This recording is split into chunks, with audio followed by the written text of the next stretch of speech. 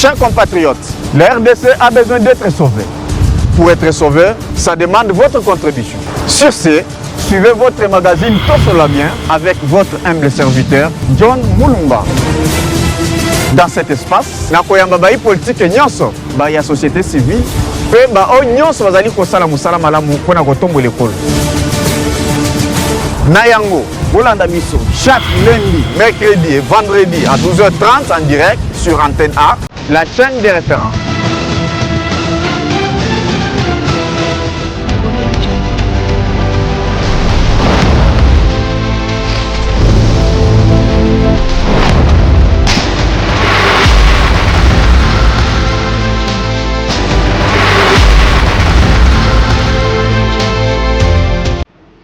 Voilà, mbote na bayi mboka nyonso, mbote bipa nyonso bozali kolanda biso à travers le monde, bozali kolanda biso bo vandi beleli boso ba poste téléviseur na bino, vous nous suivez à travers les réseaux sociaux, to pesi bino ba mbote belé vraiment pour la fidélité, ou bozali ko renouveler chaque fois li boso ya magazine na bino préféré to solo la bien. Nous sommes déjà là pour parler de la République démocratique du Congo. Chaque fois que tozali kaka na mboka moko, je parle bien des bons Congolais. Ba Congolais à malam, il y a bonne qualité. Tozaka na mboka moko, c'est pourquoi tozala vraiment chaque fois sur cette table pour na réfléchir. Kota la lolenge ni mboka na biso ezali ko kamba mandenge ni tozokoki ko pousser bao bazali ko kamba biso pour ete makambo ba ko tambola malamu. Chaque Congolais ba ko se retrouver na secteur où azali ko sala ezala privé, ezala public. En tout cas, nous soit s'y retrouver puisque nous sommes un pays potentiellement riche. Donc, nous avons une obligation d'être devant vous chaque fois pour être ensemble. Comme d'habitude, numéro Bozali Komona. Tika numéro tika message na yo ça l'appelle nasuka et puis ba invité na biso bazaja sur ce plateau ba kopé sabino biano vis-à-vis ya makambo tokosolola lelo sur ce plateau to kolobela vraiment question ya ba migrants au bazali kouta kuna na Amérique donc to kolobela c'est ce dossier sur ce plateau c'est une question au lelo ezali ko créer beaucoup de confusion au sein de la société congolaise ba musu bazali ko mitune belé c'est comme si lumière na bakonzi o bazwaki mukano wa kondima pete bato baya awa donc nous avons suivi aussi la sortie médiatique et la premier ministre jusqu'à présent bato bazali ko comprendre te communication na e langage na e en tout cas confusion ezali makasi puisque azali la seule personne au Congolais qui pénètre la première ministre ce qu'elle qui a coupé sa lumière. La deuxième partie to kokota na makambo etali réforme constitutionnelle voilà. Il y a un problème très sérieux ces derniers temps, comme vous l'avez constaté. Il y a ceux qui parlent que non, il faut changer la constitution, il faut modifier Yango, mais entre-temps, il y a beaucoup de canons qui nous parlent aujourd'hui des remaniements et à gouvernement soumis à deux, et d'autres. Bazali Koloba non, Bazali ko exiger un dialogue plutôt inclusif. Bamoussou Balobi non, il faut qu'on s'appuie d'abord dans l'organisation de l'élection 2028. Bamoussou Balobi, au-delà de tout, en tout cas, tout s'est focalisé d'abord dans Bitumba. Donc, dans l'ensemble, on se pose des questions à ce stade. Qu'est-ce qui est prioritaire pour être Kimia Ekota Awanakati? Il y a Mboka ya Congo. Sur ce plateau aujourd'hui, Nazali Naisengo, Yako Yambama Namboka, Gaston Piana, il est Azali président national, il y a parti politique Alliance des Congolais engagés pour le développement, ACD en sigle, c'est un parti Moko, Nakatia famille politique Union sacrée, Ndeko Gaston Botina Pebrelam. Mbote na remona mboka John natondu yo pour l'invitation. Merci. Mbote na muninga na ngai tukokabola na plateau. Mbote na bayi kongomani banso bali kolanda biso de partout kobanda na tata ekolo son excellence Félix Antoine Tshisekedi Tshilombo. To peshipe mbote na ba engagé no cha république, il faut ba mesa na kobenga bayi ngomba politique ACD te bali ba engagé à république parce que biso na lingomba politique na biso nous estimons que tokoki jamais ko développer mboka ce qui toujours engagement ferme tia ko de la volonté ce qui tozali na alliance te na bomoko na prôner unité. Une nouvelle parti politique à Sika, c'est quoi l'objectif au créer en gros pour puisque tout est bellieux na katia parti politique oyo batutu bayebaki ke non Gaston Piana banda kosala musala na ye comme acteur politique na kati ya parti mais aujourd'hui ozu mukano ya kosala ya yo parti et lo konini omoni na ba parti nyonso tambola to ba parti nyonso ezali ko constituer aujourd'hui union sacrée et lo konini manqué oyo créer parti pour bakisa. Bon, vous savez, dans le banda kolbayango depuis quand on a émission na bino que mboka na biso ezali constituer une classe politique ou ezali non classable. C'est-à-dire une classe politique où ezali basée na ba valeur mais la plupart ezali basée na clientélisme, népotisme, triomphalisme. Faut constater aujourd'hui que par parti politique et kaboli ba congolais. C'est-à-dire nanzela ce qui va toi INC na bato PPR ba kutani fuba bunda ce qui va toi PPR ba kutani bato MLC fuba zokisana ainsi de suite. Or ce n'est pas le rôle d'un parti politique.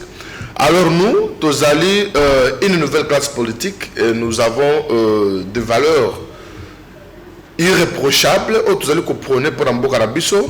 Alors l'objectif ya parti politique na biso Alliance des Congolais engagés pour le développement. Ezali comme objectif à parti politique union c'est celle de conquérir le pouvoir d'une manière très démocratique et de conserver le plus longtemps possible parce que nous avons un projet de société ambitieux, nous avons un programme de société très élogé que une fois toujours à partir du pouvoir on a l'application, c'est pourquoi tu l'as lancé Mbela na bayi kongomani banso be pai bazwami baya na lingomba politique na biso lingomba politique ya ba congolais lingomba politique ya Congo pour na Congo. Merci beaucoup Ndeko Gaston Piana. Voilà, il n'est pas seul. Maître Julien Manda, vous êtes cadre de l'SID à Martin Fayulu. Bouelam. Merci beaucoup Ndeko John. Mbote na bakongomani banso bazokola na biso na ngonga oyo mbote na co-débatteur na ngai. Merci. Et na pesi salutation particulière na président élu Martin Fayulu na secrétaire général na biso Devos Kitoko. Na pesi pe mbote na ba jeune na biso ya SID oyo bazali sur terrain lelo na victoire pour na kosala sit-in na bango. Pour dénoncer ma bénioso ils allaient pour ça la mboka na biso. Merci beaucoup. Voilà, merci beaucoup pour na mboka nyonso bazali kolanda biso. Ndeko Gaston, j'aimerais na bandana yo, nous avons suivi c'était les 5 au retour triomphal ya équipe nationale na biso après qualification na Mexique tango bazongi awa na kati ya bulu yeke sengo ndenge qualification salimaki directement gouvernement a ko lancer communiqué moko message moko annonçant koya ya ba migrants américains pour être bakoya wa c'est juste pour un temps mouké et puis bazoya point la liberté et puis mais lumière peine vraiment autour il y a question ezala qui peine vraiment jusqu'à présent ba congolais belé bazali peine vraiment na ba élément et belé puisque on s'attendait peut-être que un jour porte-parole du gouvernement à ça le même point de presse tout na mituna toye babatona bazoya ndenge nini et puis ça et ça les ndenge nini c'était sur quelle base les documents nini au bango ba s'appuyer nango en tout cas question est là qui peine vraiment flou avant tokota na sortie médiatique ya premier ministre analyse ni to okoyebisa ba congolais ndenge nini par rapport ya boye ya ba migrants bauti Amérique. Bon, Ndeko John, vous savez, RDC ezali mabele mko ya hospitalité, RDC ezali mboka ya esengo, RDC ezali mboka oyo azali na partenariat na ba état belé, notamment les États-Unis d'Amérique. Mais concernant les migrants, il faut que RDC ezali mboka ezali frappé na insécurité, qui ne dit pas son nom. RDC ezali mboka oyo criminalité même na kati ya ville province ya Kinshasa wa insécurité zali makasi. RDC ezali mboka oyo ezali na nzala, RDC ezali mboka donc ezali na passe. Alors le loi de sûr ko yamba ba migrants wana oyo ba yawa ngai personnellement je n'étais pas d'accord parce que batouana c'est là beaucoup banane parce que premier ministre na sortie médiatique naé premier ministre azali gestionnaire au quotidien d'un pays. Mais puis la décision est relevée dans la matière où le single cause la traité entre l'exécutif la présidence de la République. Mais tu es l'union sacrée, Gaston Piana. Tu partages le même avis avec le chef de l'État et ceux qui m'ont consigné en demi qu'on soit décision au niveau de la présidence. Comment tu peux te contredire? Ça veut dire que vous ne partagez pas les mêmes avis? Non.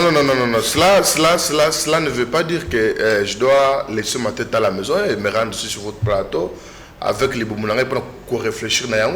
Si je suis en train de réfléchir comme étant un acteur politique, un acteur social et aussi le président d'un parti politique, c'est-à-dire, Premier ministre Azali, chef au gouvernement. Premier ministre Azali, les gestionnaires au quotidien du pays. Si on relève une matière Azali qu'on traité dans le Conseil des ministres. Le Conseil des ministres est présidé par le président de la République. Si le président de la République est absent, c'est le Premier ministre qui préside le Conseil. C'est-à-dire le Premier ministre a maîtrisé Makamouno sur les collègues. Alors, une question d'une importance capitale comme celle-ci des migrants venant des États-Unis d'Amérique, mais la Première ministre devrait expliquer aux Congolais clairement que c'était Batoyo, Baotimbo Kaboye, Baye Awa, pour le micro par la parce que la Première ministre ne pouvait pas dire que non, Baye Kaka, temporairement, et puis temporairement pour combien de temps? Baotimbo Kanine. Et le Premier ministre a évité Bamboka Baouti et puis na plateau. Mais apparemment, il avait beaucoup d'idées, mais qui éparpillé, puisque Azaki n'a beaucoup de banda pour vérifier, pour ta place peut-être la nationalité, na mission Yabatouana. Ah, apparemment, mon a vu tant Izaki Mouké. Non, maman, non, la première ministre Judith Suminwa a fait la honte de la République démocratique du Congo. Comment et ça? des Congolais en général. Ceux qui Azali Motoya Solo, ce qu'Azali Moissi à Malonga, donc dès son retour, j'aimerais qu'elle dépose sa démission. Vous savez, apparemment notre maman là, jusqu'alors elle n'arrive pas à comprendre qu'est-ce qu'elle est en train de faire et qu'est-ce qu'elle est présentement. Parce que j'ai l'impression qu'elle se concentre seulement, il y a qu'au transformer quotidien à Mboko et à Mboko Est-ce que vous savez que dans ce pays, tous la première ministre a le cas de Tando, il y a Batali Banda, qui a TV5, article 89, désolé, la révision de la Constitution. Vous voyez bien, vous voyez que la Kachamboko, tous la première ministre, il y a Azal, le ministre des droits humains, dans le centre de l'organisation, il y a un ministre qui a même pas dans le cas c'est-à-dire, ils ont stigmatisé le peuple, il y a un vote chef de l'État, pour le chef de l'État, ils ont pu faire. Moi j'ai l'impression que Lelo, à quel soit son Yamboka, pour la colobete, Bamboka et Yawana, et bien ainsi de suite, moi je pense que Asali Yangon encore. Pour la saper, mon chef de l'État Asali, la diplomatie agissante et multidimensionnelle mise en place par le président de la République. Parce que moi, la première des choses, moi je ne voyais pas la nécessité, l'opportunité ou encore l'urgence. Je dis l'urgence, la nécessité, il faut que la télévision. C'était une invitation. Parce que, il a été invité. Parce que, non, effectivement, vous n'allez pas me dire que non. Il y a des questions Premier ministre Sukaza invité. Il faut ça l'interview. Vous n'allez pas me dire que ce Premier ministre Sukaza invité et n'aura pas le temps de préparer son émission, de suivre les questions. Est-ce qu'on ne peut pas dire que nécessité ou l'urgence le gouvernement et ça porte-parole. C'est pourquoi à chaque fois, ce problème est le ministre a toujours eu son courage de passer, fixer l'opinion. Parce qu'aujourd'hui, notre gouvernement a eu la chance, c'est d'avoir un porte-parole vertébré, un porte-parole réfléchi et compétent. À chaque fois, à chaque problème, il a au moins cette capacité de fixer l'opinion. Mais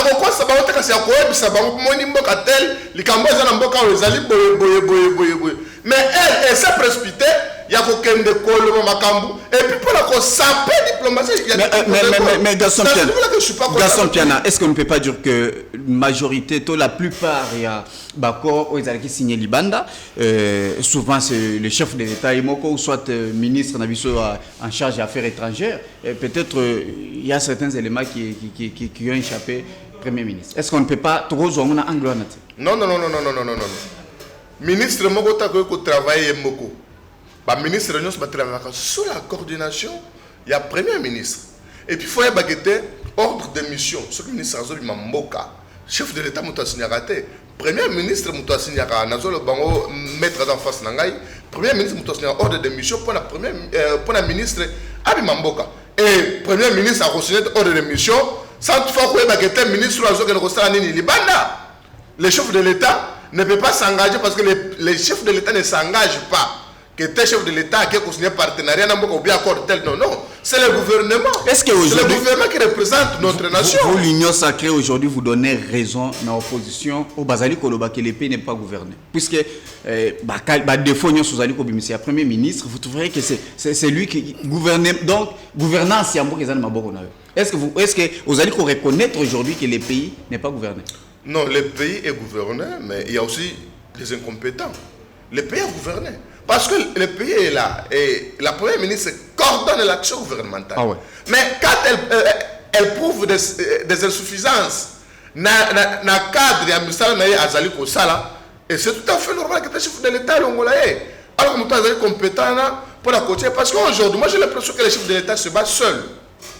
Le ministre Belé, Moussou Bazali Koko, Bamipesi na Matalana, na Koyemba Kabanzembo, et ainsi de suite, Koyemba chef de l'État, mais n'a vécu quotidien à Congolais que vous changé. Comment on a ma fonction publique? Fonction publique. Fonction publique est bon liao. Mais faut un téléphone. Ba Congolais ba benga. Ba pesa yo ba message à ce qui concerne la fonction publique. Yo mo ko là. Vous comprenez que c'est maintenant le plus pur qu'avant. Ngala otaki mobembo. J'ai vu batoyo ba botola ba matricule.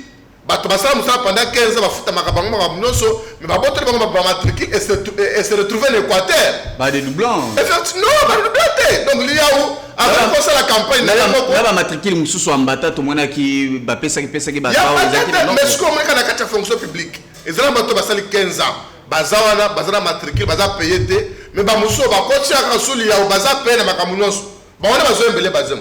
Mais l'IAO, moi, je ne sais pas qui il se donne à aucun de Koyemba Banzembo. Il semblerait que nous avons été de fait.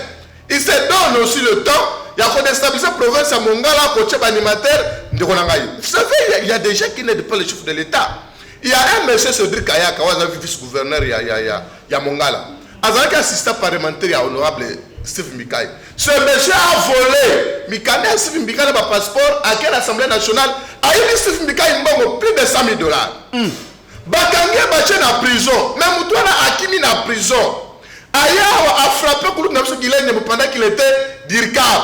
A se retrouvé pour le Mongala vice-gouverneur a escroqué Batou. N'a pas dossier qui a escroqué Nago. Mais ça, c'est l'identité à gouvernance. Le monsieur là ici, à Kinshasa. Mais il y a récupéré le monsieur pour la construire la démarche, pour la construire soit-disant réconciliation. Non, il y a n'est pas vrai entre le chef de l'État. Merci beaucoup. Il y a certains capellistes patentés et puis authenticité. C'est ce que je demande au président de la République. Et puis, dans un gouverneur à Mongala qui était, il y a bien la réconciliation et Zali Mascarade parce que lui-même n'a ses propres frères et sœurs biologiques. Merci beaucoup, Gaston Piana. Il travaille que le chef de l'État échoue. Merci, Gaston Piana. Mais nous sommes battus pour le pouvoir. Nous sommes là pour relancer maintenant. Merci beaucoup, Gaston Piana. Très bien. Merci, Gaston Piana. Maître Julio Manda. Question, il y a migrants américains. Vous l'avez dit, qu'on débattait sur ce plateau, Ndengazali Kosi pour monnaie et Zali Kotungisaye, na niveau à la Mouka. Alors, qu'est-ce que vous en pensez? Voilà, merci beaucoup Ndeko John. Na Sepeli, na franc-parler, il y a Ndeko Nanga Impiana. En tout cas, je le félicite parce que Azoloba Oyo Salama, effectivement, quand il y a union sacrée, je crains seulement une chose. Lobikuna, Babengana na union sacrée, Topé, ba membre naé, ba désavoué. C'est ce que je crains, mais sinon, c'est quelqu'un déclaration félicité parce que quand il couleur les alliés noirs, il faut qu'on baigne en noir. Ce que les alliés pembe, il faut qu'on baigne en pembe. Alors, quant à nous, je pense que les Cambodgiens migrants, ça touche la sécurité à Mboka.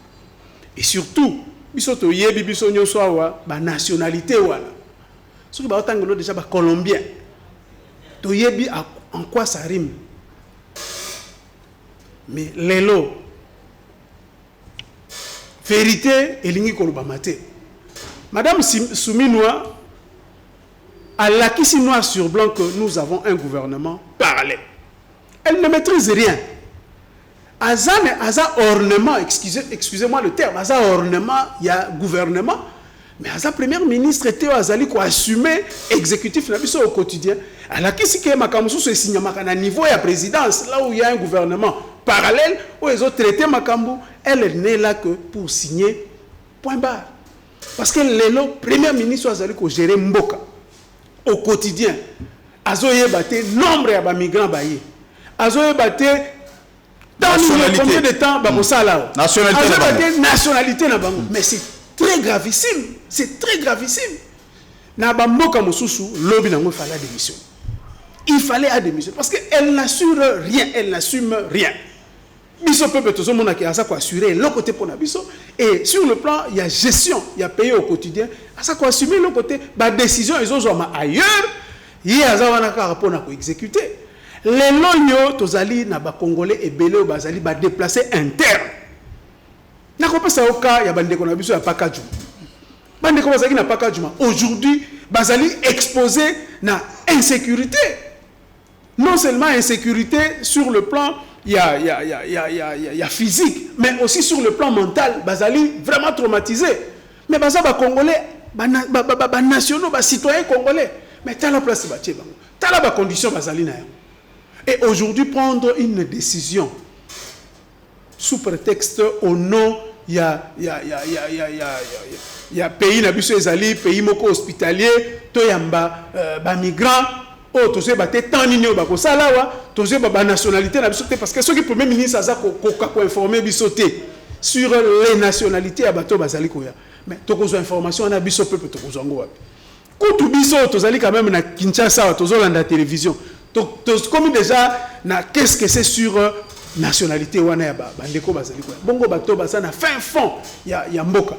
Bakoya banini sur ce qui se passe à propos ya ba migrants wana. Biso na lamuka biso na SID tolobaki déjà que il faut gouvernement etie la biso na place toyeba ba accord ba signaki sur le migrant. Toyeba yango accord on est lobi nini. Qu'est-ce que le pays gagne? Parce que nakati awa toyebi ke ezali likambo ya ba état entre la relation entre les états ezali likambo ba intérêt. Mais c'est un acte humanitaire quand même. Les états coopèrent, les états s'il vous plaît collaborent, voilà les mots. Collaborer oui, coopérer oui. Mais nous devons quand même connaître parce que les loyo et le connaît comme un danger pour s'en sortir. Comme quoi par exemple? Souviens-toi na likambo salama na est ti lelo tozo ko solution te pona ba nyamuleng pona ba ndeko ba tutio ba yaka ba traverser ka awa ba uto ba traverser ka awa ti lelo tozo ko solution te ba ndeko na bango moko ba rwande balobi bazali awa boy mais ba gera ka mboka oyo tozalaka na chef d'état-major un rwandais akokaka ko silisa likambo wana te mais lelo soki tozongi bandeko bazali ko diriger bakendaki ko zo engagement ke bango bako longola ba FDLR nyonso chose quasiment impossible baza wapi baza au nombre de combien parce que oazaka chef d'état-major azalaka rwandais pendant tout ce temps là akokaki ko longola bango parce qu'il était censé ko yeba ba place bazali donc mboka ezali diriger te mboka ezali diriger te Soumino azana e ornement azana e fleur elle ne maîtrise rien. Souviens-toi en 2024, la sortie médiatique de la TV5. Elle nous évoque l'article 89 de la Constitution. En lieu et place, il y a l'article 218. Est-ce que Moutouya Bongo... Sujet à travers le monde. Hein? Oui, sujet à travers le monde. Et puis, il y a ministre action gouvernementale, on a Bazali diriger au quotidien plus de 100 millions d'habitants. Aujourd'hui, qu'est-ce que nous pouvons encore attendre na Soumino? Ce qui pour un conseil n'a pas ça a démissionné. A démissionné, point barre. Alors, ce qui a démissionné, Mabé Rosalanine, qu'est-ce que vous envisagez quoi exactement? Puisque il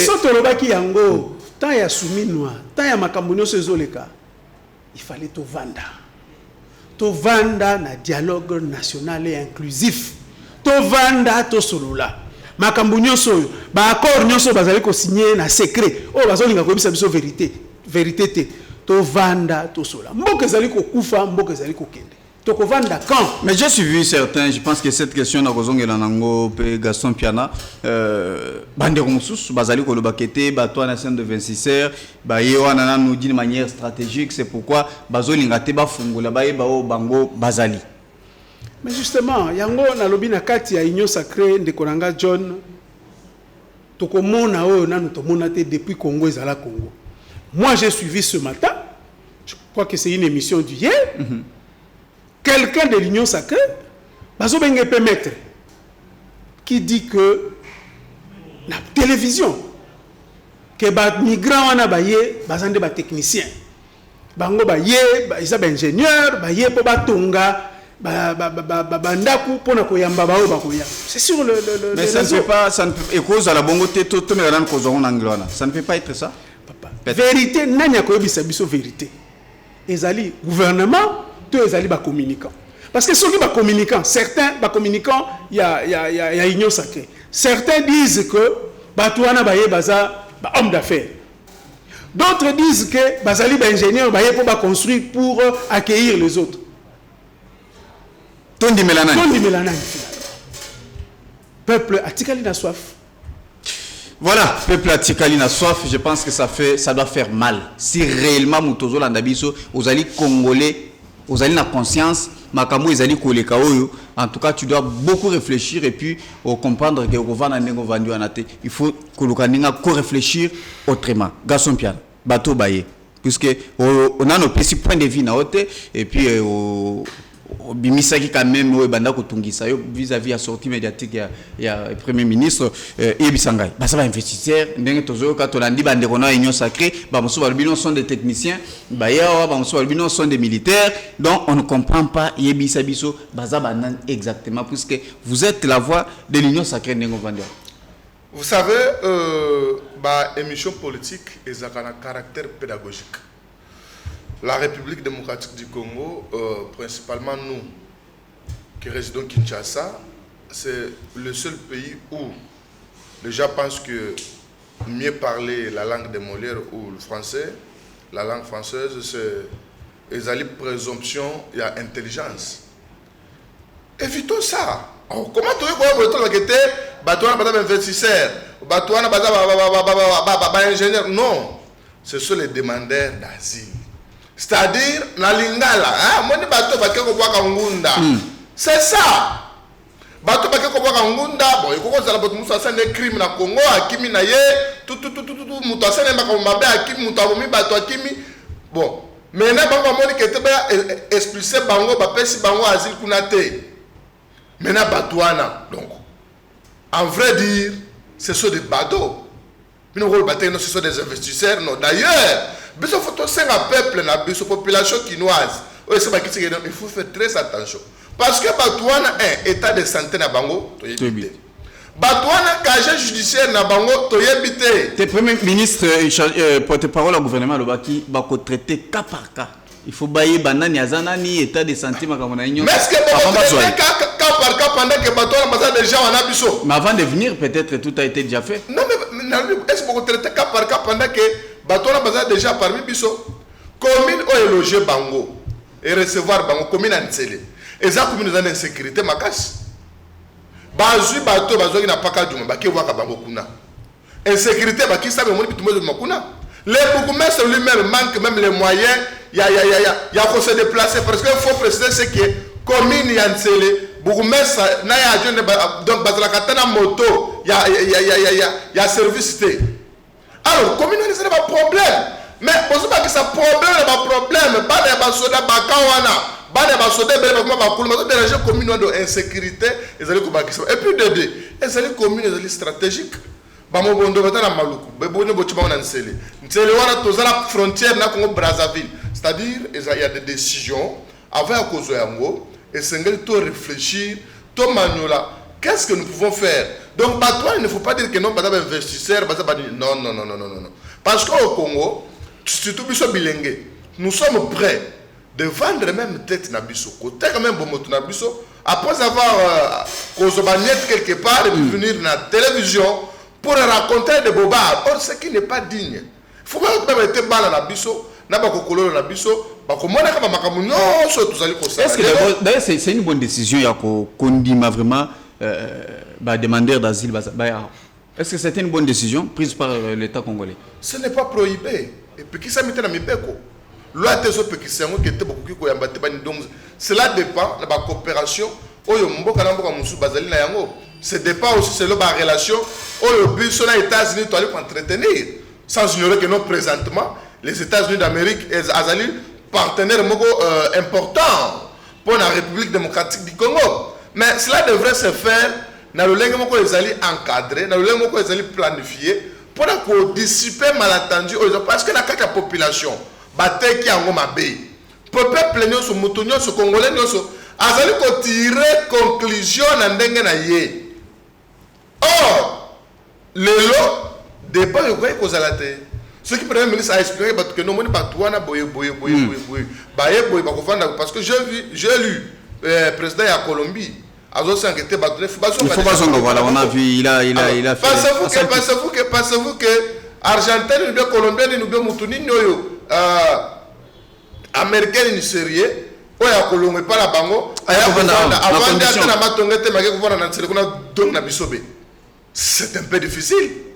C'est-à-dire, moi je suis d'accord. Et puis moi je ne condamne pas le président de la République. Mais nous condamnons ici Moutou Azali pour piloter action gouvernementale. Ou Azali pour coordonner action gouvernementale. Ou Azali premier ministre. C'est-à-dire, il a tout simplement montré ses limites. Et le président de la République devrait coloquer Moutou Yamalong. Parce que le ministre Naye est belé bali na kata de distraction. Nangonga, oyo, tozo le banayo wao. Il y a l'un de nôtres, Manix Yenda. Oyo, Akangami, Azashikoyo, Namakala. Mais il semblerait que Ngefo Moutou Akangisi.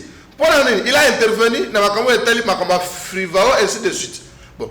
Or, Namboka Oyo, Moutou va traiter incompétent Kolika Félix, c'est tout le monde qui a moins le courage de prendre sur un plateau de télé dire Félix est incompétent, et les chefs de l'État ne me faire arrêter quelqu'un. Alors, Ngefa, si quelqu'un, si tu trouves bon que tu n'es pas incompétent, c'est à toi maintenant, Salam Misala est prouvé, et les Congolais verront ce que toi, tu as fait comme tu as donné comme résultat. Comme ils allaient pas défendre le chef de l'État gratuitement, et ils ont un poto, ils pouvoir, vous bénéficier, et ces gens-là vous défendent au moins gratuitement. Vous autres ressources, merci beaucoup pour clôturer cette question. Nous avons suivi Ndengue Pierre Tikoloba bien que coopération, collaboration Ndengue Tikoloba, ce n'est pas mauvais. Ils allaient m'abêter. Alors, mais vous voulez condamner, vous allez condamner pourquoi? Bon, tous sont condamnés parce que ça humiliation et Mboka. Le pays est humilié. Et ça humilié. D'abord, même sur toute la sortie médiatique, il y a le Premier ministre. Donc, le pays, c'est que vous avez tous l'autre côté. Tous l'autre côté. Pour nous, il y a un naufrage diplomatique. Mais est-ce que vous savez que communication, maîtrise aux anango, l'expertise aux anango, les micro, aux ali kolobo, tali caméra, ce n'est pas donné à tout le monde. Est-ce que, n'est-ce pas que le Premier ministre Azali Moutouroko Langanayo, peut-être il n'est pas habitué aux enlèvements chaque fois devant la caméra et surtout aux enlèvements liboso ya ba médias internationaux. Est-ce que trop bien trop classé dans un cadre frust? Non, et ça dans cadre frust, et Azali dans cadre il y a manque, il y a pas information. Manque il y a d'informations. Je viens de vous dire tantôt que tout ça, effectivement, a un gouvernement parallèle. Ça saute aux yeux que tout ça a un gouvernement parallèle. Elle ne maîtrise rien. Elles ont dirigé l'autre côté. Aïe, abandi qu'on racontait, vina, aïe, point barre. Donc moi, je pense que Tokolobela Likambo Etali incompétence, c'est, mais Tokolobela Likambo Etali Azali na information T sur les accords signés. Aïe qu'on racontait oh yazana ngona mutu yazana ngona libumu et raconter sa vie point barre. Voilà, merci beaucoup. J'aimerais passer sur la question Italie réforme constitutionnelle. Nous avons suivi cette question n'a pas commencé aujourd'hui. Union Sacrée, Batali, et puis nous avons suivi peu Marche et Salemi, beaucoup d'organisations, Sengi Penagete, en tout cas constitution d'habitude, Zali Malamouté, et Zali Mabé, chef de l'État, et Mokopé, à Salaki, discours, je pense, na Kisangani, pour dire aux Congolais que notre constitution n'est pas bonne. Et aussi, Union Sacrée a lancé officiellement un message moko à saigner l'organisation presque que ce soit les confessions religieuses, l'organisation ONG, il y a droit de l'homme, sengi, bino juriste, nani, bossa la proposition pour na cadre de la réforme constitutionnelle, mais d'autres personnes nous parlent que bientôt remaniement. Et pour ça, de votre côté, la Mouka, vous exigez un dialogue inclusif. Et il y a ceux qui disent que automatiquement en 2028, il faut élection. Et ça, à Congo, et puis une minute on doit d'abord se focaliser dans la guerre d'agression à l'est de la République. À ce stade, Maître Julio Manda, vous êtes cadre SID et à Martin Fayoulou, qu'est-ce qui est prioritaire? Ndekonangai, ça c'est une très bonne question. Qu'est-ce qui est prioritaire? Pour l'instant, vu l'insécurité, vu la souffrance du peuple, vu ce qui se passe à l'est du pays, il faut tout vendre, tout solo là. Dialogue inclusif. Dialogue national et inclusif. Pas pour tout accéder à ma poste de commandement. Pas pour tout compte dans le gouvernement. Mais pour tout là, détournement aux les Kanamboka. Au a détourné 100 millions. Nous sommes à 100 millions détournés aux petits joueurs. C'est là que nous avons détourné 220 millions et puis nous avons détourné 220. Et comme nous avons dit, non, nous avons d'ailleurs, un projet. On réfléchit après. Et ça passe comme ça. Mais il faut total là. Pourquoi Babylone détournement, la gabegie financière, insécurité. Pour nini tozali kokende na élection mais mutu o peuple azo voter azo koka ko accéder na impérium na été azo koka ko exercer pouvoir au peuple a péciété. Pourquoi toujours des deals pour accéder au pouvoir? Nyonso waneza parmi ba point obiso tozali nango photo vanda mais ndenge nini tokoki ko bongisa élection prochaine. Quand vous parlez de dialogue national et inclusif, vous faites allusion à quoi? Ça veut dire quoi? Il y a une colobanine exactement. Dialogue national et inclusif. Dialogue national et inclusif, tous les acteurs politiques, toutes les tendances.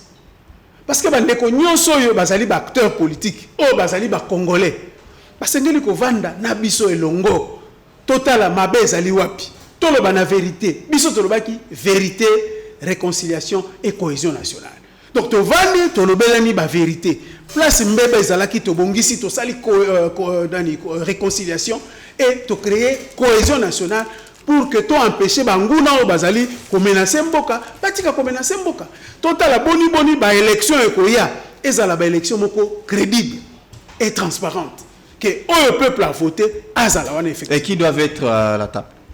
À la table, mais tous les acteurs politiques, toutes les tendances, ça veut dire, puisque nous avons le chef de l'État, Félix Tshisekedi, à répondre à Kibino déjà na demande Nabino, au Bosengi vraiment qui était, il faut organiser dialogue.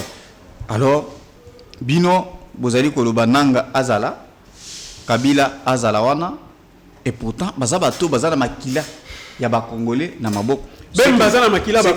S'il vous plaît, vous allez réagir.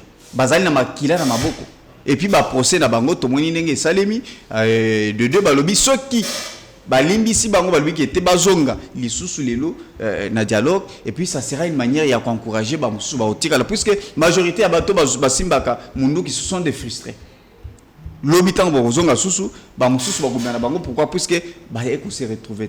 Est-ce que vous ne voyez pas que vous allez favoriser encourager que rébellion ici la terre continue toujours ce qui dialogue salemi nandenge bino bozali ko monela? Au contraire, le fait d'exclure d'autres Congolais, ils allaient encourager que la rébellion continue, guerre continue, chemin de balkanisation en Mboka continue. Mais ceux qui te bengisi bandeko wana nyoso parce que bazaba Congolais à part entière. To bengisi bango. pourquoi aussi Mandoki biso tolobi te que tokosala obstruction à justice justice ko kosala musala nango mais tolobi d'abord to solo la to vanda to yoka avec les condamnés à mort d'ailleurs ndeko Kabila azalaka président ya mboka oyo pendant 18 ans donc c'est un Congolais. Nanga azalaka président ya Seni, c'est un Congolais. Moi je pense que lelo esengeli to vanda ce qui tolingi ya solo guerre c'est parce que ceux qui te vendent le to bibo biso kaka to ana Kinshasa to vanda to solo la donc bandeko bazali ko souffrir na est to exposer bango guerre continue to exposer bango rébellion continue parce que toujours ko récupérer bamboka wana te toujours ko assurer sécurité ya bandeko bazali il y a eu des accords signés à Washington Doha je pense que récemment bazaki na Suisse et puis processus allait continuer processus de paix voilà ndeko siko na Suisse na Doha gouvernement zo sola na banane na ba M23 te na bato bana makila na maboko te ba sola na bato bazana makila na maboko pourquoi gouvernement linya sola na bato bazana makila na maboko en dehors ya Congo en dehors ya dialogue oyo biso la muka tozo ko réclamer dialogue national et inclusif aboy ko sola na bato wana awa mais azon sola na bango libanda pourquoi mais donc c'est vouloir une chose et son contraire on vous accuse que la muka vous êtes anti-chambre ya Félix Tshisekedi Bokendaka, Bokutana, Liarambongo, de temps à autre, vous allez distraire la population. Bon, Nakanisa. Ça sont des révélations. Nakanisa, ce qui. Ndekomoko, Longoli Bilamba. Nazo paraphraser président Nangai, na meeting au Salaki, lors il y a 17e anniversaire, il y a parti. Alors, qui Moutsora Longoli Bilamba.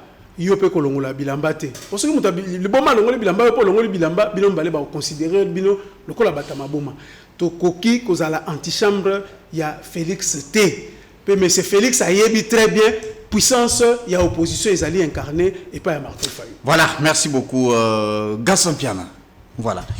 Réforme constitutionnelle au Tolani, vraiment lancement officiel par le secrétaire permanent professeur André Mbata. Balobi, au plus tard les 20, il faut ma proposition nyonso. Et il y a d'autres sources qui nous parlent que remaniement ils allaient bientôt, peut-être cette semaine, on ne sait pas, la MOUK exige un dialogue national et inclusif. Il y a d'autres qui disent que, en tout cas, on doit s'organiser pour l'élection en 2028. Il faut plus se focaliser d'abord en Abitumba Est au lieu de Makamounianso. Même question que j'ai posée à maître Julio Manda. Priorité dans le stade. Puisque parfois, bino ba politicien, vous allez troubler le peuple congolais, vous allez s'appuyer dans nani. Alors, na stade Tozali, priorité Zali. Je pense que vous m'accorderez aussi beaucoup de temps. Sans problème. Vous avez 10 minutes comme 10 minutes, voilà. Ok. Makambouya au Italie constitution. La première des choses, la réforme constitutionnelle, elle est constitutionnelle. Donc la révision précisément. Et à ce qui concerne les changements de la constitution, aucune disposition légale est allée couper qui ça. Changement de la constitution. Au moins que mettre à contribuer à la constitution et le but que va changer en côté. Mais la même constitution, il y a un supplément qui n'a conteste comme autres alliés dans tous un état de siège dans le cas de pendant la guerre, pendant le moment d'agression, et ils allaient sa mototé n'ingisa, il y a posséder ni la révision ni le changement de la constitution. C'est-à-dire la constitution est aussi dans le contexte où tous alliés. Ceux qui consomment la constitution et s'engagent Kolongola, état de siège, premièrement, et s'engagent Makambaye Tumba et Sila. Mais je me pose une question. Comme dans le moment où mais bien qu'on ait coupé sa bisote n'ingisa, aussi mon peu qu'on lui conjugue qu'on possède dans la réforme de la constitution. Est-ce que vous avez coupé sa bisote n'ingisa pour ça la élection pendant état de guerre? On est allé question. Malheureusement que je suis mal placé à reposer la question, mais c'est-à-dire que ils allaient priorité sur Koyo, ils allaient quotidien, vécu quotidien congolais. Il y a l'intégrité territoriale de Bisso. Ils allaient au sommet, il y a peuple congolais. En ce qui concerne la constitution, il y a les Bible même Bible non va être catholique qui était basé sur la démarche pour nous changer Bible pour nous modifier maka musuna kata Bible constitution na biso ngai biso atake ba légaliste oyo mibeko epekisite tokoki ko s'opposer na mibeko mais sauf que ba opportuniste bazali ebele na kati ya union sacrée oyo bango bazoleka changement constitution bali conseil yango par pour ko lukague de cause na bango. Mais il y a un chef de l'État. Nous tous, nous sommes d'accord que tu es essentiel que la constitution. Mais pendant la guerre, pendant l'état de siège, mais focalisons-nous sur les autres la bonne soumise à Congolais. Imaginez-vous que IGF. Vous avez vu les gens chanter ici. Alingette Faken, Alingette Faken, Batu Bakoti Bakabal, Batu Bakoti Makitawa. Nous sommes parce que Alingette a bandé qui déranger Banguna, prédateur. Mais les lots. Alingate a na retraite na 61 ans d'âge. Avec 31 ans, il y a ancienneté. Mais Moto a remplacé Alingate Bita 6 mois, qui est là. Ou a zali kosa le lokote. Ou a zongi suki moibe zongi, bobangi ya bato sili, yepe na 61 ans. Or, na kacha IGF, et ça la perspective au bazati na 68 na 69 au bazali. Comme preuve, maman qui est Anthony Kinzo, directeur à cabinet chef de l'État, azali kuna. Plus de 68 ans d'âge, à quelle retraite. Maintenant, aujourd'hui, Congolais sont les mêmes à Lingette. Aujourd'hui, il y a même celle-là qui chante. Non, il faut qu'on change la constitution. Il faut qu'on change la constitution. Mais ceux qui sont dans ma cambo, il faut respecter la constitution et qu'on tourne ma bébé. Ici, c'est que moi je conseille au président de la République, au moins être Mbata. Mbata, c'est un flatteur. Mbata, c'est un opportuniste. Est-ce que Mbata a une décision sans qu'il a consulté le président de la République? J'arrive, oui. J'arrive de Loba. Monsieur André Mbata, professeur, c'est un flatteur. Constitutionnaliste. Monsieur Mbata, c'est un flatteur. Ouais, c'est le constat là, mais comme c'est tout la paupière, tout ça, pour flatter chef de l'État. Oh, lobby a yemba quand même banzem na INC. Et INC s'appelle reposition na yemba on a eu de peste. Hier là yemba on a eu de peste. Après nous sommes trouble. Ce qui se passe même dans quatre partis politiques. Il y a Maurice Bachou-Kweb, mais il semblerait qu'il en est pour quelque chose. Mbata. Comment yo? Ouais, puis que Maurice Bachou-Kweb va aller parmi les cofondateurs de l'Union sacrée. Mais bato moko mibale babimi balobi ndo biso nde bakola FDC oyandi bango pe ozo promettre bango ke na kozoma makamba moyebi singawa na kene koyebisa chef de l'État. Ça n'a pas de sens. Ça dit lui il travaille pour déstabiliser le Modeste Bachou-Kobo, pour déstabiliser le AFDC et AFDC. Or il y a moko banda botama atikala kosala ta ASBLT. Lelo to kondana ki makambwana. Bato mona ki biso mabe. Mais on me dit que alors na AFDC a comme na IDPS. Donc, a déstabilisé AFDC, a déstabilisé IDPS. Tout ça, pensant que le chef de l'État a chef de l'État a des autres États, chef de l'État a une vérité, maintenant les lots. Azo comme le cas non, la zone de la bataille, la gagne ma campagne ma condition. Nana tindiye, mutotini matazate, mutotini matazate, mata. Politique ya sala atikala ko sala tomoni asbel ata mundu atikala ko sala ata les amis de Mbata et tikala ko sala te c'est-à-dire dans ce qui concerne la gestion il y a pas organisation politique Mbata ne mérite pas et Mbata n'a pas la capacité de gérer une grande formation politique comme l'Union sacrée. Il devrait rester jouer pleinement son rôle comme étant secrétaire permanent et un secrétaire permanent c'est un simple administratif comme tout autre. Mais là au moniteur qui est en Wasema Kambouana il a demandé à signer un communiqué à Mibale. Il semblerait que Bagangele Makas, il à revenir à ce communiqué.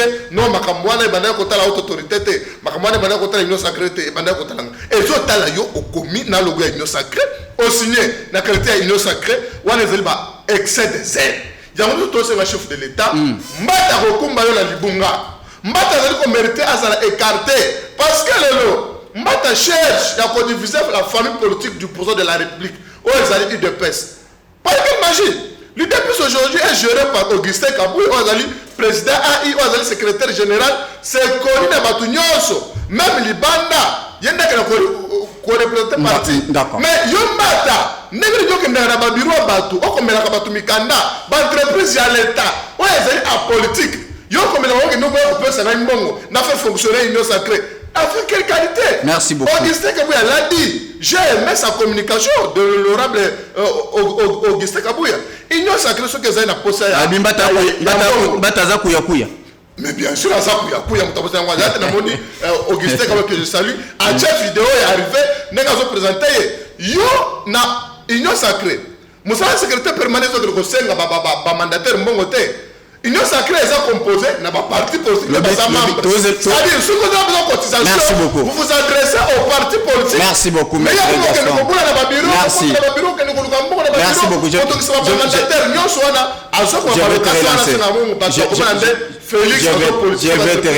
vais te relancer. Je pense que Kalaté, Bata Azona sur le tennis. Bata Congolais, t'es à femme. Non, Mbata za Congolais. De chez moi, na Kasaï central. Mais c'est un ex-rebelle. Mbata za ex-rebelle, attends me créer la rébellion. Et comment Mbata Burundi, Burundi, on a des spécialités. Il y a UDPS. Voilà. J'aimerais maintenant aux alliés au boya au lobby, tant ils allaient permettre que le moment n'est pas bien choisi pour une réforme constitutionnelle. Non, donc c'est-à-dire, dans le bon côté, dans le contexte autre, c'est ce que j'ai dit. Mais qu'à cela ne tienne, voilà. Merci beaucoup. Chef de l'État, l'Ongol, état de siège. Merci beaucoup. Voilà. Et quoi empêcher, puis surtout pour réfléchir, le chef de l'État lui-même l'avait dit, à côté de la commission interinstitutionnelle, vous allez la constituer un expert, pour la construire dans le dossier, donc moi, en tant que président d'un parti politique, donc, commentaire au-delà de ce que le président de la République ou Azali chef il a pas fait. Merci beaucoup. Maître, aujourd'hui, c'est vrai qu'au PC argument n'a eu n'engo défendre le dialogue national inclusif, mais dans le contexte autres alléli. Tout mes canaux qu'on soit anglais, puisque dans la politique, ceux qui fassent A et raté, fassent PB zala. Ndenge tout le monde a ndenge bino ba politique boyebi sarabiso. Dis-moi maintenant, tous allez koyo que remaniement il y a un gouvernement Sumino 2. Est-ce que tu es aussi d'accord que Ekoki Kosala quand même copie ça moi quelque chose Yamala? Bon, remaniement, biso tous va demander RT à bas poste. Donc tous en biso kunate. L'essentiel pour nous était d'abord Yakovanda pour organiser un dialogue national et inclusif. Remaniement Salamaki Yawapoui. Ça a apporté quoi? Si ce n'est que des détournements et des détournements. Si on a un piano, tu connais bango. Mais tout le monde a bien musito. À côté qui quand même il a apprécié par rapport à Moussa Lazosala. Mais il a apporté plus. Musito, bon moi je n'aime pas trop parler des gens hein, parce qu'il est là, il travaille.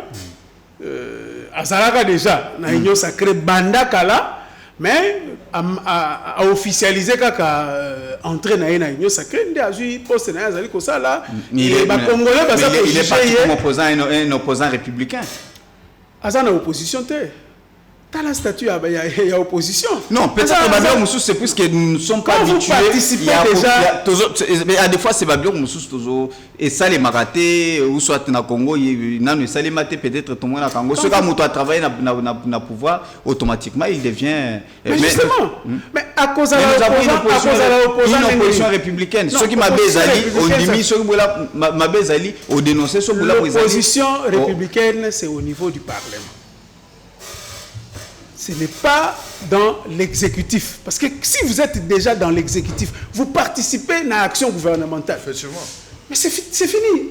Ozali Nakati. Donc, mais il est là, il a dénoncé récemment comment dépassement budgétaire au niveau de la présidence. Il a évoqué beaucoup de choses. Il en parle encore. Beaucoup d'argent. Non, mais il pensait qu'il y jouer dans l'esprit. Il y a union sacrée que bon, je suis là, mais je suis opposant républicain, je peux faire des critiques. Mais il a été réprimandé et puis à Kangamunoko. Est-ce que donc c'est pour dire que Azali opposanté, Azali membre, il y a union sacrée, Azali membre du gouvernement, Azali qui participer à l'action gouvernementale. Donc, à la casquette, il y a opposition. Et là, je profite pour dire qu'aujourd'hui, ce n'est pas opportun, il y a changement de la constitution. Ce n'est pas opportun, il y a un remaniement, changement de gouvernement. Ce qui est primordial pour le moment, c'est de se mettre autour d'une table, discuter sur les vrais problèmes de la République, pour l'intérêt du peuple congolais. Alors, question est l'élection. Est-ce que vous ne voyez pas qu'il y a lire Makamboizo qui est des côtés, tout vendre, tout sur la boîte, tout ça, ça peut empêcher ceux qui les lobes non. En tout cas, temps et permettre de tomber pour organiser les élections. Vous allez supporter? Bon, je ne sais pas par quelle voie, la partie prenante, est censée participer à l'élection, que voilà, quitter moi que na élection et alternative aux alanies.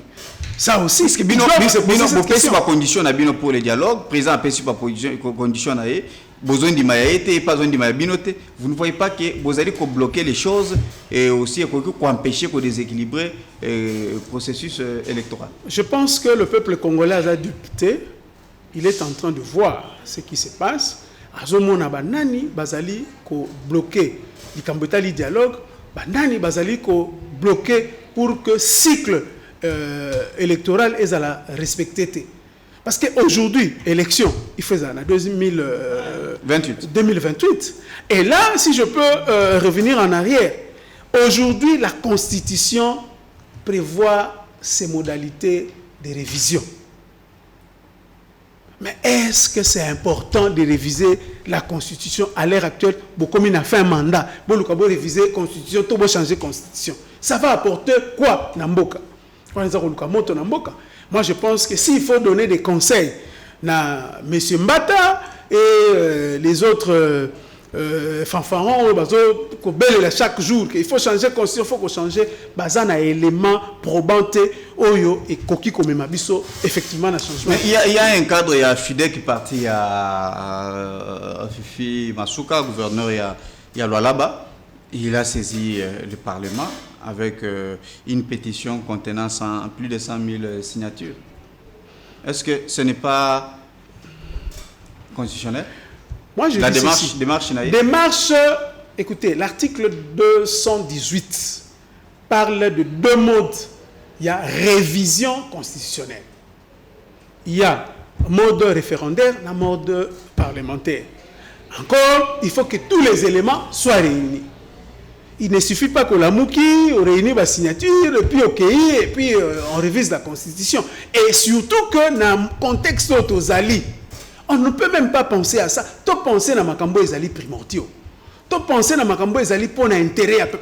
Est-ce que la Constitution nous a empêché de évoluer? Est-ce que la Constitution nous permet de détournement et tout ça? Est-ce que la Constitution nous permet de voilà, tu peux armée et la guerre ici. Donc je pense que nous devons regarder vers l'avenir du peuple. L'avenir du Mboka. Tovanda, Tosola. Ce n'est pas pour partager le pouvoir, mais c'est pour que Toyeba comment Tokoki freiner Kabeji financier. Combien de dialogues? Combien de dialogues? Justement, combien de dialogues? Combien Batubavanda? Justement. Avant dialogue, voilà ce que nous devons faire. Makambo, Bomelagbiso, na cahier des charges, ce n'est pas ce que tout le monde a sur le terrain. Moi, je vous informe. Je vous informe. C'est là qu'on a partage à gâteau, biso to kozoaboye, biso to contrôler boye, biso to kozoaboye puis et so kaka bongo moni lobby lobby et puis nyon se sont gazés. Je vous informe na cahier des charges na biso. Na ba élément opposé. Et ça aussi pourquoi tout ça là tant de dialogue. Mais tout soit ka solution té. Pourquoi na ba élection on n'arrive pas à mettre na place au Sengeli moutou au peuple à voter. Tout ça, c'est pour que tu prépares l'élection, il y a bien Oyo et Koya. D'accord. Souci la biso, yango. Merci beaucoup. Remaniement, maître. Bientôt, remaniement, il faut salir. Soumina 3. Avec Soumina toujours à la terre. Qui doivent partir, qui doivent rester? Soumina 3, moi je me pose farouchement au gouvernement Soumina 3. Avec ce que Soumina Outou peut commettre à Bordeaux, pour maintenir le soutien du Premier ministre, et que ça a vraiment mal à monter. Et c'est un Soumina à Kende, Bacham, tout le monde, pour relever des défis. nalandi ndeko na ngai alobi makambo ba surtout mo Italie kulut modeste Adolphe Mozito non azalaka na union sacrée déjà depuis kala non vous savez Moutounia ça ko servir mboka na azali libre ko rejoindre mais c'est place azana raison on ne peut pas être s'appeler opposant pendant qu'on a kacha gouvernement mais ce qui est vrai Adolphe Mozito c'est un expert na makambo Italie finance mboka à travailler dans l'institution et de côté la finance mboka et jusque là azali ko travailler malamu et puis na coordination à cabinet na ye oyo ezali coordonné par moi na mboka son directeur de cabinet Maître Mbomba que je salue en passant c'est-à-dire le lo bato mamité mabe bakoyi ko se lever ko le makambo bazolo mais résultat sur terrain ezali ko tal sakete jusque là avec Mozito azali ko gérer ministère Abida avec beaucoup de discipline et c'est parce que ba réforme oyo azali ko mener ezali ko bota bambuma remaniement gouvernement premièrement comment on a été ezali ko lukana conflit na ba congolais il y a cela Oyo échoué lamentablement. Mais le quoi que c'est que remaniement il commence à utiliser, il nous utilise pendant le bagaba tout on a pluriel, nous utiliser bazar donc bazo ko utiliser. Ba ko benga ba ko bilenge ba pesa ba mbongo. Muto yamba ko na téléphone té. Lelo ko mi oyamba. Voilà muto yamba ko na téléphone té, yemba ko mi ko benga yo. Poisa ni bayo ki remaniement. Maintenant comme exemple, vous considérez que notre frère Timothée Lenoir est efficace. Le quoi va constater que Koulout Nabiso Willy Bakonga. Willy Bakonga c'est depuis Ilun Kamba, où on a le gouvernement depuis Ilun Kamba à Kenda. Willy Bakonga c'est une institution. Mais cela est empêché pour travailler derrière le chef de l'État pour ça la proposition. Au moins de proposition à 4e République. Oh le Bakonga va s'approprier na yango. Ma comme ma pétition, il y a pas lancé pétition. Oh bah vous allez continuer massivement. Mais j'ai vu notre frère Razo le Canal Tandoïke. Oui, oui, le Makamba Sévigné, non, Willy Bakonga a renvoyé Bana na école, Bana Bassi, Bana Mibala, Bana Bassi. Or, Willy Bakonga, c'est un promoteur de l'école Sévigné. On a plus de 20 ans d'existence, mais promoteur à sa préfète quand même. Vous ne me direz pas ici que Willy Bakonga qui n'a pas géré l'école, qui n'a pas géré l'école. Moi, il y a efficace. Efficace. On a pas la mise à Sévigné selon les informations que nous avons recueillies. On n'a pas la mise à toi, moi, je n'ai pas Mobali.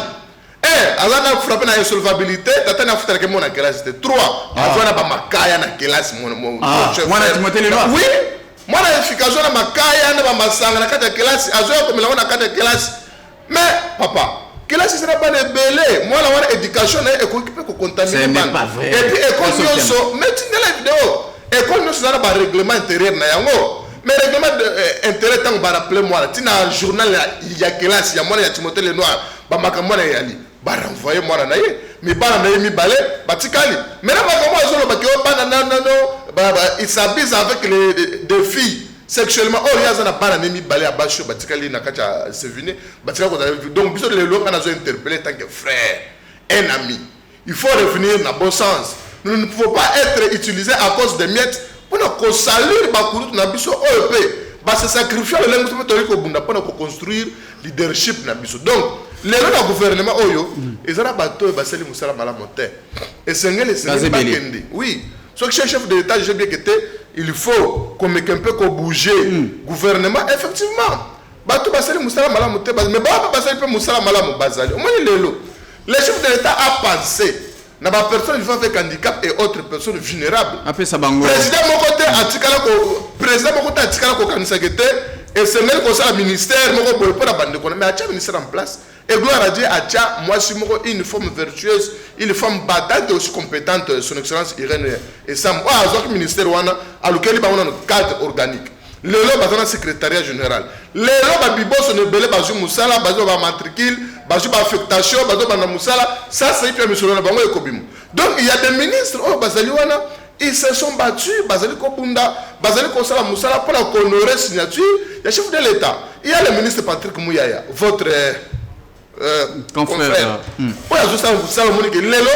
Na Rwanda, Bavandi, régime Kagame, régime Basanguinaire, Bavandi, ils analysent uniquement comment ôter la vie de ces jeunes. Pour la nuit, à mon avis, bien dangereux, le Rwanda Banda comme mené Bissot, sur les plans de communication, dans les réseaux sociaux, ainsi de suite. Mais à mon avis, ils allaient poser Rwanda. Il faut qu'on le candidat. Les lois, Makamwana, nous sommes, ils allaient au Tambola. Donc, le ministre peut passer. Mais au comment on a aussi. Mais pas compétent, mais vous allez au commissariat. Bobetaki, s'il vous plaît. Bobetaki m'a beaucoup attendu. On y remaniement soumino 2. Bobeti m'a beaucoup mais tout le monde est capable de même personne. Bah constat la permutation dans gouvernement. Oh il a échoué. Boy bakolongolo bâti boy a échoué. Koto balongolo bâti. C'est comme si les arabes na cercle on a des bateaux. Bazar maïli bangonde bazar na capacité. Il y a qu'à travailler. Babylon yon sonné. Tous à la plateforme. Tous à la capacité aussi à la boca. Na niveau il y a gouvernement zate. Bon, le gouvernement est composé de moins de 100 membres. Si nous sommes congolais, nous sommes appartenir au gouvernement. Mais le chef de l'État a dit du sabato a échoué déjà. Net nani. Ah. Lelo, na ministère il y a hydrocarbures parce que tant que était bateau bazala kiawa ba changer bango. Imaginez-vous net maman na biso akache bandubola. Azala ki na ministère il y a affaires foncières amener ba réforme velée. Avec un bilan très positif. L'élo, à la ministère à hydrocarbures, avec un bilan très positif. Quelle que soit la difficulté, on a frappé le monde, pas mokili. Au moins que biso, tous la crise à carburant. Azolandre makamora nous sommes pas en ordre, infrastructure pétrolière, ainsi de suite. Donc c'est une forme compétente. Et une séquence de valeur. Donc, vous allez pas tout coacher en doute de ma compétence, de ma qualité. Quand vous mettez le gouvernement, ils ont comme ça monté incompétent. Vous allez parce que vous allez transformer vision à chef de l'État, net pas maman la biso akache bandobol. Mais le ministre incompétent, vous allez pas belé. Mais net liya c'est un incompétent. Tu as un problème personnel non, il y a cette réforme, les lots ministère, il y a fonction publique et du forme. Mais ce qu'on a lobby, c'est la réforme. Mais la réforme, il faut la population. Population, tant que la réforme, la population ne faut sentir yango. Vécu quotidien, il y a population, il faut changer. D'accord. Merci beaucoup. Merci beaucoup, Tozo. Quelques appels, puisque déjà nous tendons vers la fin. Quelques appels, il y a. Bah, Congolais, Bazali Kolanda Biso, vraiment de partout. Mbotendeko, oh là là, je vois, il est parti. Il est temps, il y a Kozwa, appel Nenge, ton message, vraiment, Kosala Yango. Et puis, Kotanga, vos messages que vous avez laissés sur ce plateau pour le Kumu, il y a Congolais. Voilà, merci beaucoup. Les Ali, bonjour, monsieur Dion. Je voudrais que je puisse avoir plus d'informations. Bon, mais information quand même, il fallait que paye ça information par rapport à Makambozo. Zali Kolobame, Oyo Sengi Biso Bato, Sengi Lipe Biso, je pense qu'on va les contacter également pour être Baeba Koleka sur ce plateau. Voilà. Tozali Kozo Pena Bapel. Bonjour, mon émission. Ezangaï, monsieur Jean-Pi, depuis Mongafula. Voilà. Tunelangaï, Ndeko Yalamuka. Pour nani bazali kolinga kaka dialogue et pourtant dialogue dialogue est-ce que ça va tomber et pesa nango solution te. Voilà, je pense qu'on va répondre bino sans problème. OK. Voilà. Ndeko tozolanda yo mbote o bengi biso api komona. Loba maka s'il vous plaît. Bonjour. Bonjour papa. Bonjour. Bonjour, Tozolanda yo. Comment Francis? De quoi Francis? Papa Francis na commune à Kisensu. D'accord. Toujours, Pazolo Baraka na sepeli une émission à Lelo. Merci. Non, ils ont bien. Mais toujours c'est papa souvent biso côté la biso pour ma courant toujours on a dit Kisensu. Merci beaucoup. Merci beaucoup. Merci beaucoup, papa Francis, depuis Kisensu. Vous allez vraiment se plaindre, surtout Mingi, pour la Makambo Tali, le Tiliki. Voilà. Je pense que vous allez se plaindre vraiment aussi Mingi pour la courant. Ok, voilà. Ne bipez pas, vous bipez, benga vraiment, on va. Un message soit directement sans problème et puis on va vous entendre sans problème. Voilà. Mbotendeko komona no bengi biso. Mbote papa tozolanda. Hello. Bon papa wala mulino wana Lobama makasi s'il vous plaît tozo kayo malamute lobama makasi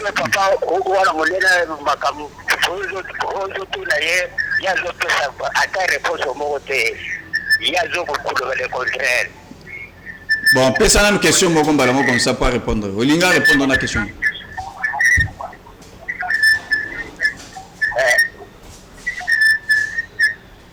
D'accord, merci beaucoup. Voilà, je pense qu'on va poursuivre toujours. Vous allez poursuivre. Merci beaucoup puisque vous êtes tellement nombreux. Voilà là, en tout cas. Voilà. Ok, je pense que en attendant, le téléphone a mon message est saturé. Et puis, balobi dialogue salimi mingi vraiment mes solutions et tirer le pourquoi vous allez consister toujours tout ce toujours na cadre et à dialogue ndenge bozali kosenga yango zela na ntozo mwana mboka musu ya zobenga. Allo papa mboti na yo kombo nani obengi biso? Allo ndeko? Allo? Oh là là. En tout cas, appel peine vraiment beau supporter. Allons de combote combo na obengi biso.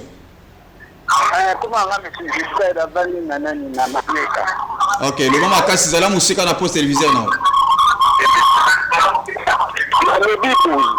Zala musika na poste téléviseur s'il vous plaît. Dialogue chaque fois.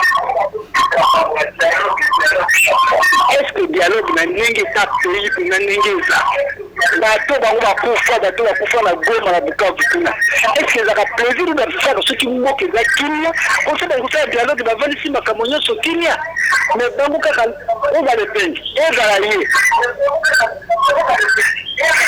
chaque fois que bakamba dialogue ça va donner à quoi? Merci beaucoup. Merci beaucoup.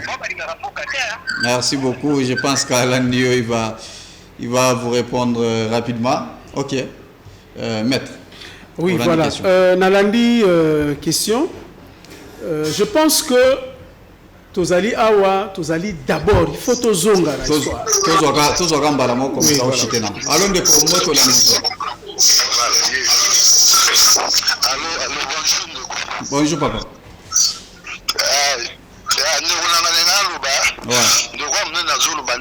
Mais problème est la police, policier technique correct, correct,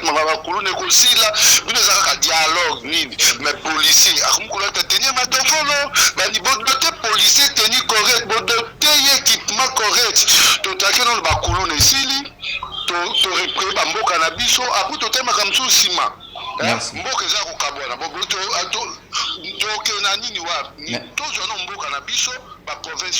Merci beaucoup. Merci beaucoup. Merci beaucoup, Mwanamboka. Voilà, allons-y. Donc voilà, je disais ceci, Tosalisa élection en 2018. Vous m'appelez? Ok, ndeko bengi biswapi.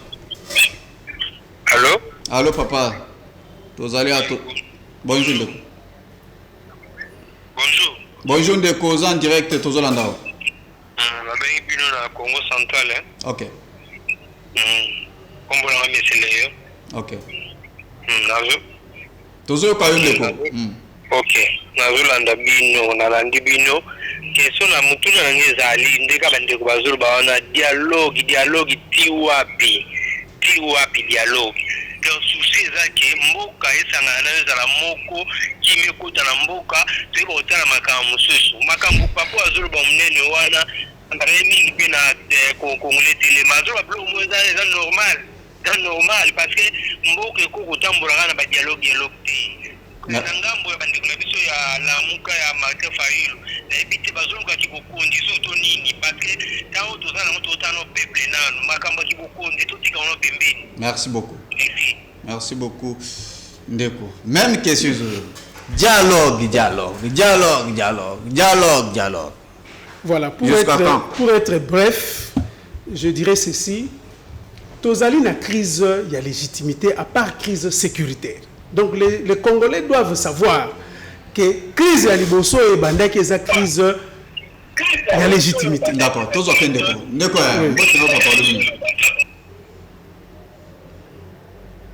Alors, il est parti. Ok. Tous en a deux formes. Il y a crise. Tous en a crise. Il y a légitimité. Et puis tous en a une crise sécuritaire. Or, Tokoki, qu'on ça le dialogue sur le plan, il y a Makambouya sécurité, Totiki Makambouya crise à légitimité. En 2018, on ne veut plus revenir à Bilokwana, mais nous le disons seulement pour rafraîchir la mémoire des Congolais. Tout ça, la élection en 2018, tu yebi que moi Namboka, Martin Fayulu n'a gagné l'élection. Et tu yebi Dilo et Salamaka entre Ndeko Félix et Ndeko Joseph Kabila sous le contrôle il y a Nanga. Lelo to yebinde yango memi biso suite ya babilo kwa nani so ndé memi biso na crise sécuritaire to koti lelo na guerre. OK. Voilà, donc Martin Fayulu a proposé déjà en 2019 que Alimbisi ça va tous en de quoi alors to silana. Allons de ko bengi biso pour mona. Allô? Papa, l'Obama casse s'il vous plaît.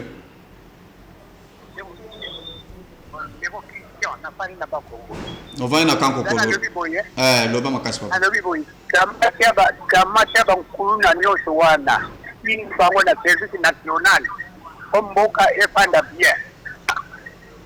Merci beaucoup.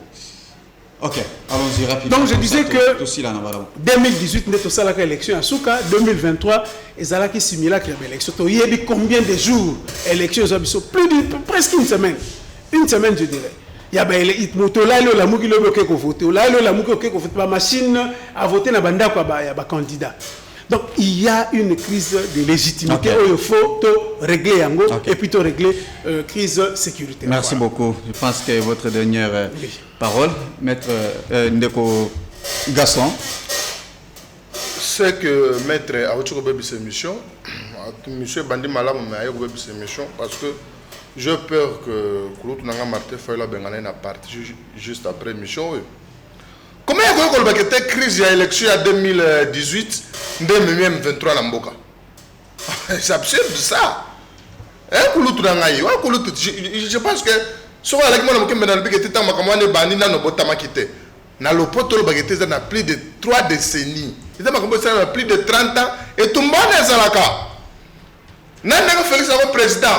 Comme preuve, on a une élection en 2018, Ben va voter. Mais transition, c'est un et depuis kala batona de infiltrer biso bayatia wa bisengima na zalaka wa James Kabarebe wa zasiko azalaka chef d'état major. Est-ce que l'élection en 2018 est salamaki? C'est-à-dire l'histoire ya mboka na biso tokoki côté ka ngote. Mboka moko te dialogue et silise tumba. Comment est-ce que bato ba sérieux? Mboka ezali na etumba. Bazali ko ba congolais. Mais bino ba biso ki toke to sololi guerre sili. Donc bino ndeko zali ba hauteur alors. Comment expliquer? Donc, vous tuez les gens pour exiger un prétendu dialogue. Le dialogue nous c'est salama. Et Kabola et Souka Kaka partage à pouvoir. Il y a biso politique. D'accord. Mais le peuple congolais a gagné. Oh ya Souka ya Souka ya Saint-Sylvestre. Et c'est là regarde. Banda ça c'est lelo. Dialogue mon côté tika ko résoudre problème. Par contre, pas dialogue qui sera pas problème mususu. Dialogue ko ko c'est tumbate. Dialogue ko c'est kambuté. Les biso nous sommes engagés na ba voix na cause profonde où nous devons traiter, c'est le Rwanda d'abord qui est le problème. C'est la raison pour laquelle on était processus à Doha, processus à Washington et c'est parce que Rwanda besoin utiliser les Congolais. Merci Gaston Piana. Voilà, merci beaucoup na maître Julio Manda cadre de l'ESI de Martin Fayulu. Merci beaucoup na Gaston Piana, président national, il y a parti politique Alliance des Congolais engagés pour le développement. C'est moi qui vous remercie. Voilà, merci beaucoup na Bandeko Nyos Bobengi. En tout cas pour na bao bazali ko continuer ko benga. En tout cas temps ils allaient ko permettre de puisque TV Zalingonga. Merci beaucoup na Nana Kalambay derrière la caméra. Merci également na Pati Mbouzi. Merci na Miel Moulofa qu'on a na mixage et sans oublier également Papa Jean Donga qu'on a na régie finale. Tosuki Apona Lelo que Dieu bénisse l'RDC. Au revoir. Chers compatriotes, la RDC a besoin d'être sauvée. Pour être sauveur, ça demande votre contribution.